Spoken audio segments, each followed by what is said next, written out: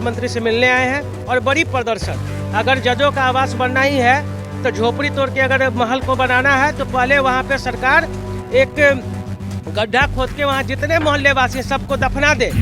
जमीन तोड़े लगी जा रहा है, ये कौन तरीका होता है कि रात में आवेंगे, रात में आकर के कब्जा करती है हाउसिंग बोर्ड। सुप्रीम कोर्ट कहती है कि कोई भी जमीन सरकार की धरोहर है भुगतान के बाद, मुआवजा देने के बाद। कहाँ कहती है सुप्रीम कोर्ट कि मुआवजा नहीं दिया और जमीन हो गया सरकार का? बलपूर्वक तोड़ के हथियार लेंगे। क्या बताइए, क्या थोड़ा थोड़ा करके जोड़ा हुआ पैसा हम इतनी आसानी से दें? उनके घर में हम लोग मिलने आए, हम लोग को मिलने तक नहीं दिया जा रहा है और हमारे घर तोड़ने की बात है। न्यूज़ फाउंडेशन देख रहे हैं, मैं हूँ आपके साथ वंदना। अभी मैं डिप्टी सीएम तारकिशोर प्रसाद के आवास के बाहर, और यहाँ आप ये तस्वीर देखिए कि सैकड़ों की संख्या में जो हैं वो लोग यहाँ हाजिर हैं। और किन किन मुद्दों को लेकर के आज ये लोग आए हुए हैं? अपना आवास बचाने के लिए आए हुए। पेपर में देखिए रहे, पेपर में देते देते आदमी को खाना नहीं घर में बन पा रहा है। जिस तरह का पेपर में सब रिजल्ट आ रहा है, हम लोग के विरोध में किया जा रहा है। और ये सीओ जितेंद्र पांडे के द्वारा किया जा रहा है। जितेंद्र पांडे जी, हाँ, नेपाली नगर, राजीव नगर 1024 एकड़ जमीन का बात कर रहे हैं। दिखा कि 600 एकड़ छोड़ देंगे, 424 एकड़ को हम खेती करेंगे। ये कहाँ का नियम है कि 424 एकड़ एक जगह है, 600 एकड़ एक जगह? यहाँ हम लोग आए हैं, हमारे सरकार के यह प्रतिनिधि हैं, सरकार है, इनसे आग्रह करने के लिए, विनत करने के लिए कि हम गरीब मर रहे हैं, हमको सहयोग कीजिए, हमको बाल बच्चे को बचाइए। इसी के लिए आए हुए हैं। हमारे बाल बच्चे, औरत, समूचा सब यहाँ पर धरना दिए। पूरे विश्व के इतिहास में कहीं भी ऐसा मामला नहीं है जहां बिना भुगतान किए कोई एक माचिस का डब्बा ले सकता है। सरकार ने आज से 50 वर्ष पूर्व जमीन अधिग्रहण सिर्फ पेपर पे कर लिया। आज तक किसी किसान को 1 रुपया मुआवजा नहीं दिया गया है और सरकार उसको कहती है कि यह पब्लिक लैंड है, जबकि न वह आम गैरमजूर हुआ है न खास गैरमजूर हुआ है।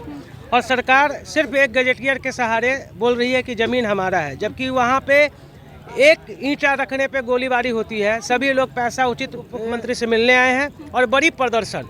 अगर जजों का आवास बनना ही है तो झोपड़ी तोड़ के अगर महल को बनाना है तो पहले वहाँ पे सरकार एक गड्ढा खोद के वहाँ जितने मोहल्ले वासी सबको दफना दे, और जितने आत्मदाह करने वाले लोग हैं सबको पहले वहाँ दफना दे और उस दफनाए हुए ज़मीन पे महल बना ले। ये हम लोग क्यों आए हैं? इसी के लिए आए हैं, जो भाई बोले उनसे हम सहमत हैं, उसी काम के लिए आए हैं। सुप्रीम कोर्ट कहती है कि कोई भी जमीन सरकार की धरोहर है भुगतान के बाद, मुआवजा देने के बाद।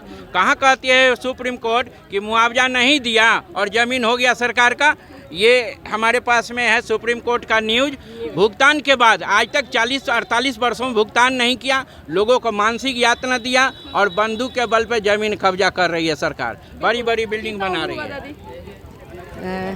देखिए, उम्र कितना हुआ आपको? हमार 75। इतने सालों में क्या इस तरीके की कभी घटना हुई थी? 75 सालों में कभी आपने ऐसा देखा था? आँख से देखबे किए हैं, देख कर तब बूढ़ी हो गई हैं। अब क्या करें? देखिए, सुनिए, अब एक पहला बार आपके साथ हुआ है कि इससे पहले भी इस तरह से हुआ था? पहला बार हो रहा है। 8 साल से रह रहे हैं, बाल बच्चा के भविष्य छोड़ के, लिखाना पढ़ाना छोड़ के, जूठा बर्तन धो के, एक पैसा जमा करके पैसा जमीन लिया है। ओकरा से हुआ है तो फिर एक पैसा जमा करते करते नीमक रोटी, भात रोटी, गुलहत बना के खिया के जमा करके हम सबका घर बनाए हैं। हमको सके जीवन चल जाएगा, मगर जमीन नहीं छोड़ेंगे। काहे छोड़ेंगे? बाल बच्चा का भविष्य हम खराब कर दिए। पढ़ाना है, लिखाना है, सब कुछ में आए हमको नोटिस भेज के जमीन तोड़े लगी जा रहा है। ये कौन तरीका होता है? कि रात में आवेंगे, रात में आकर के कब्जा करती है हाउसिंग बोर्ड। 2000 पुलिस का इंजाम हुआ है, 10 को मशीन का इंजाम हुआ है। 7 तारीख कल अंतिम डेट है। 8, 9, 10 किसी भी समय वो आ सकता है अपने पुलिस प्रशासन को लेकर के। तो ये रात में चोरी छुप के आकर के करे। ये तस्वीर है तारकिशोर प्रसाद जो डिप्टी सीएम उनके आवास के बाहर का है। क्यों आप लोग यहाँ बैठे हैं? इनसे बात करिए ना मैडम। आप नहीं बता सकती हैं? आप नहीं बता हम लोग सकती हैं? आवास बोर्ड ज़मीन हमारी ज़मीन पे अपना दखल कब्जे कर रहा है कि हमारी ज़मीन है। हम लोगों का कहना है वो हमारी ज़मीन है, पाई पाई जोड़ के हम अपना घर बनाए हैं। आज हमको 1 सप्ताह का नोटिस दिया गया है कि 1 सप्ताह के अंदर हम आपका घर तोड़ देंगे, बलपूर्वक तोड़ के हथियार लेंगे। क्या बताइए, क्या थोड़ा थोड़ा करके जोड़ा हुआ पैसा हम इतनी आसानी से दें? उनके घर में हम लोग मिलने आए, हम लोग को मिलने तक नहीं दिया जा रहा है और हमारे घर तोड़ने की बात कर रहे हैं। हम कहाँ जाएंगे? क्या चाहती हैं? वही चीज़ जो ये बोले, अपना घर बचाने के लिए खून देंगे, जान देंगे, क्या जमीन करना चाहेंगे? हम लोग अपना घर बचाना चाहते हैं। और हाउसिंग बोर्ड बार बार नोटिस कर रही है कि मकान खाली कीजिए।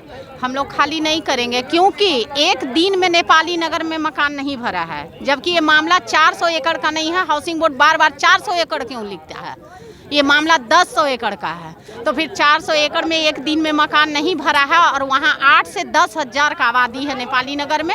इसलिए हम लोग अपना आवास नहीं देंगे। सरकार इतने लोगों को मारकर अगर जमीन लेना चाहती है तो ले। इतना दिन से कहाँ आवास बोर्ड सोया हुआ था? ये मामला 4 से 1024 एकड़ का, हम 1024 में से एक ईंट भी नहीं ले जाने देंगे हाउसिंग बोर्ड वाले को। ये हम सबका प्रण पक्का है।